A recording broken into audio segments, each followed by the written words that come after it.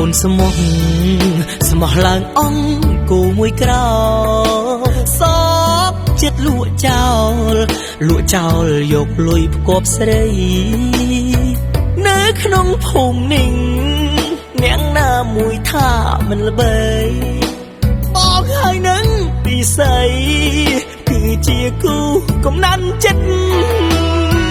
ស៊ូស៊ីប្រហុក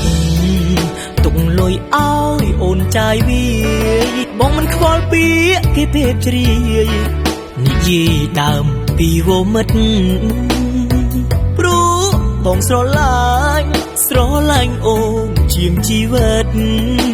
ក៏មិនដែលធ្លាប់គិតថាអូនថ្លើមធំហ៊ានក្បត់បងស្រែកយំដាក់បាំងប្រកាំងប្រាប់គេឲ្យដើរពេលមានស្មោនឹងសង្សារខ្ញុំក្បត់មានអ្នកថ្មីអូយឈឺណា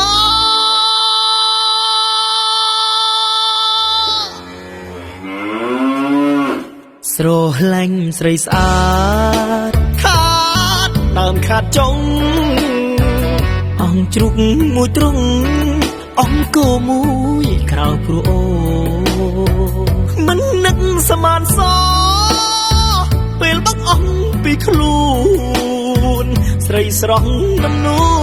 នដាក់ពេលផៃទៅរកអ្នកថ្មី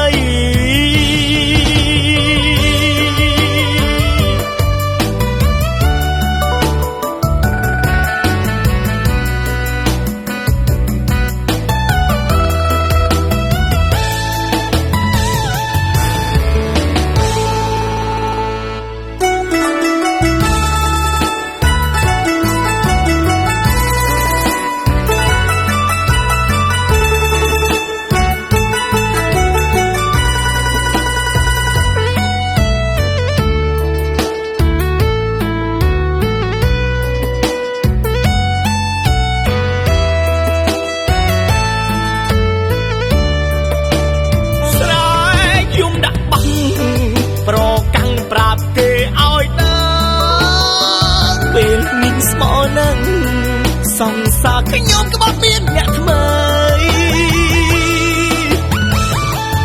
អូយឈឺណា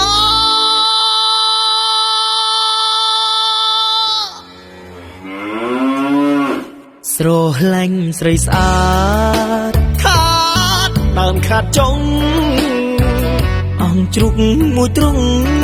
អង្គគោមួយក្រៅព្រោះអូមិននឹកសមានស